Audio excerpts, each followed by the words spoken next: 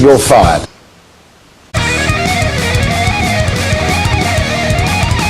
Hello, my name is Emma Cownley. I'm a freelance copywriter, and today we're going to talk about firing clients. As freelancers, we tend to feel like we need to get all the clients we possibly can, and firing people is probably the furthest thing from our minds. Not to mention the fact that freelancers are usually the ones that get fired, not the ones that do the firing. Well, my friend, today we're going to flip the table a little bit and talk about reasons you might need to fire a client, red flags to look for, and how to go about the whole thing without being a huge dick. Now, a little preface before we get started.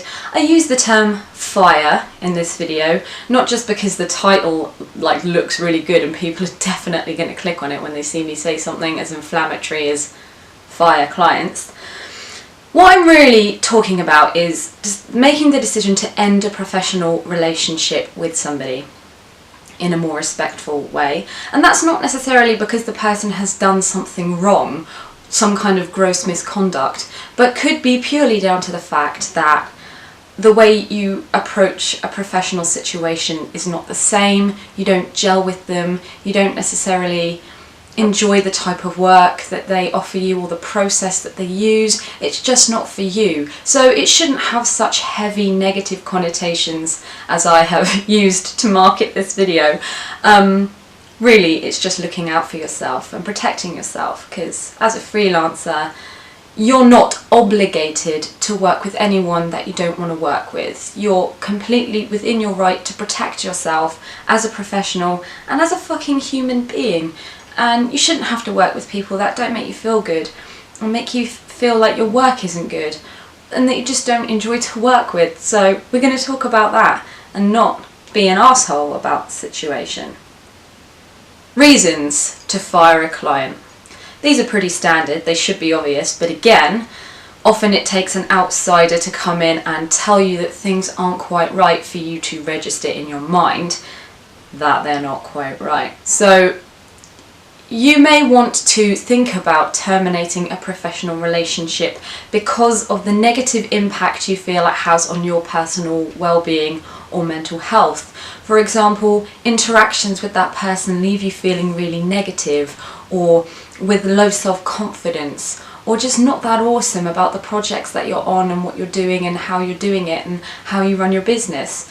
You have the right to say no to a toxic relationship, whether it's in your personal life or your professional life. So that could be the first reason you might not want to work with someone. Number two, a client might be hurting your work-life balance. It's really important as freelancers, without set office working hours and without set guidelines really of how to do things, that you do not allow clients to encroach on your personal time and break those personal boundaries. So whether it's calling you outside of working hours, calling you within weekends, calling you on holiday, just anything that breaches your personal boundaries and encroaches on your work-life balance, that's not a great working relationship to have. And the third and probably best reason to let a client go is when they start to hurt your bottom line. This could be through something as simple as scope creep, disputing or failing to pay invoices on time or at all,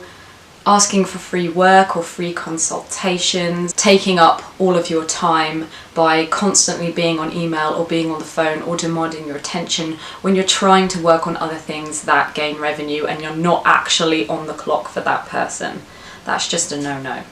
And the final one is when a client erodes your work satisfaction or your job satisfaction, which kind of goes back to point number one, your mental well-being. And it's just basically if somebody's making you fucking hate your job and dread Mondays or really feel a bit sick about starting a project or work, they're not the kind of person you should be working for. You should never dread your job. If you've gone freelance, it's because you want to love what you do and do what you love all the time. And if somebody's taking that away from you, you don't want to fucking work with them. You should give them this. You're fired. So let's look at a couple of red flags to look out for when you are approached by a brand new client and you're just kind of trying to get the measure of them. A lot of these should be really obvious, but it's really, really, really fucking easy to excuse them, ignore them, or overlook them when you want the work and you need a paycheck in. So I urge you not to do that, and to allow these red flags to just stop you in your tracks and just back the hell out of there. I'm backing up, backing up, backing up, backing up. First up, no briefs. Their idea of a brief is to send you one line in an email, or can you just do this? And when you try to probe them or question them about what they're really looking for, they're dismissive or annoyed. They don't want to put in the time to give you what you need to do the job properly. It's not good for your work satisfaction. You're not going to put out good work doing it, and it's going to make the job take a hell of a lot longer. If they can't be bothered with you, don't be fucking bothered with them. Invoice disputes and late payments. If a client is late on payment consistently all the time, and they're scrutinising the invoice and picking over it, those people are a nightmare. If the work is worth it, fair enough, go for it, you know.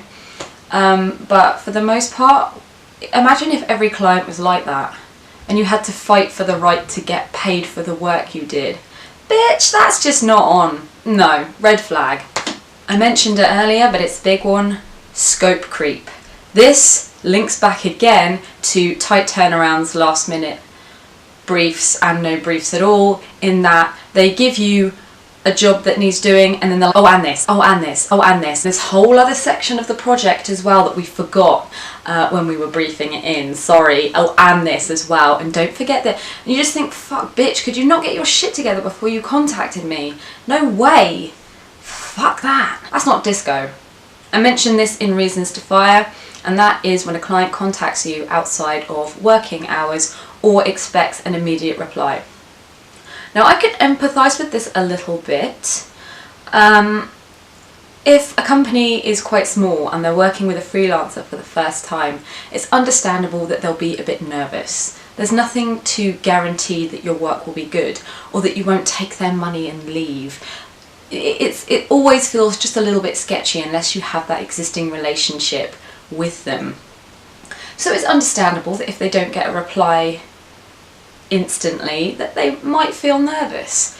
But I think that it's important in that situation to stop it before it starts and not message them back straight away, and not give them a call back straight away and say, hey look, I'm on another job at the moment, I will give you a call at X o'clock or whatever reason. You're not there to be on call for anybody, not unless you're working on their job and you have said, I'll be on call with you today just in case I have any questions. That's fine. People that change their mind again and again and again and again and again. The reason that we have briefs is because we need to know what the fuck we're doing.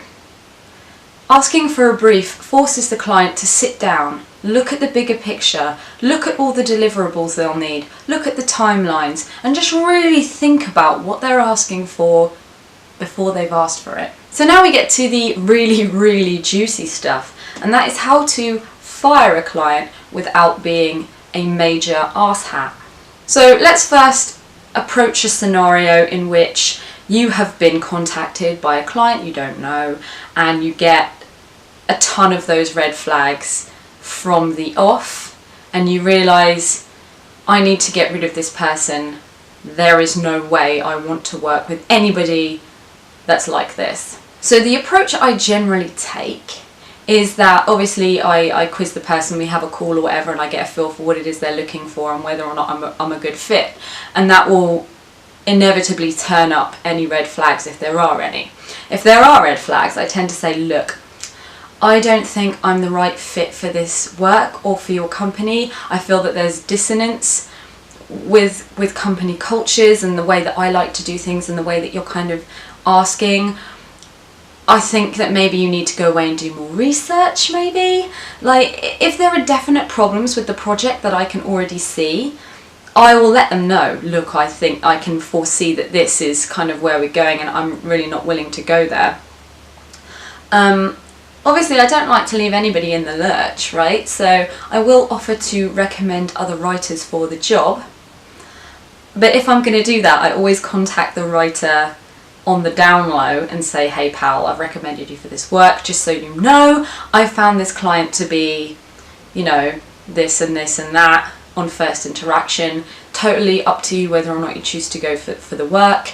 That's just how I found things. So what are you going to do if you've already accepted the work and you're halfway through a job when you realise it's gone tits up and you're in trouble? I always use a writer's agreement, a copywriting agreement, before I get started on a project.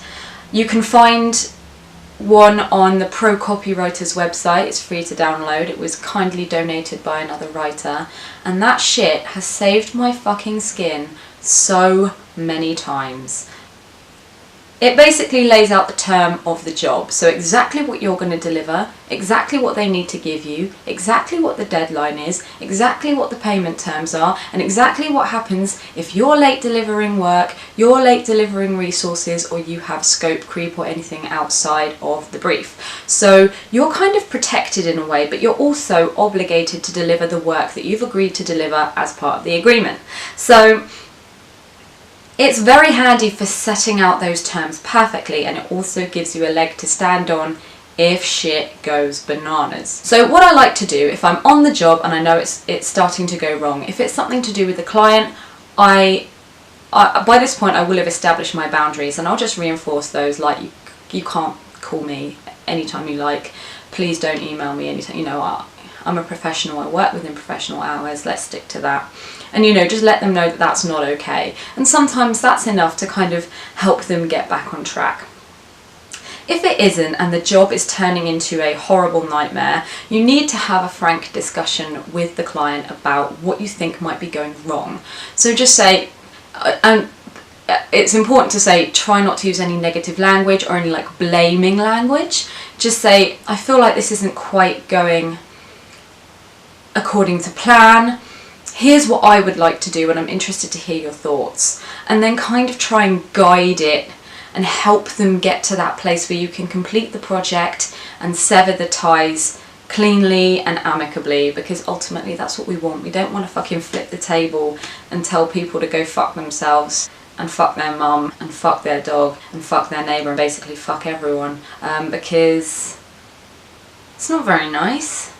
And of course, if you've worked with a client, it wasn't that awesome, you've finished the project, and then they approach you again in the future, you're just going to loop back round to point one and say, hey buddy, thanks for getting in touch and for considering me for more work. Unfortunately, I didn't feel like we really fitted well on the last project, and I'm not particularly interested in carrying forward a professional relationship with you at this time.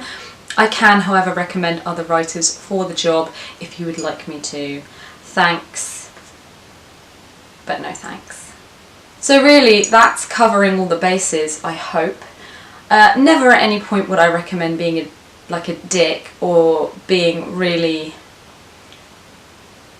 harsh about it. I mean, I know that you don't intend to work with that client ever again, but this is your professional relationship. And I know I'm a very feisty individual, but I would always avoid that, being a douche. I'm never an on-purpose douche, I'm always a funny accidental douche.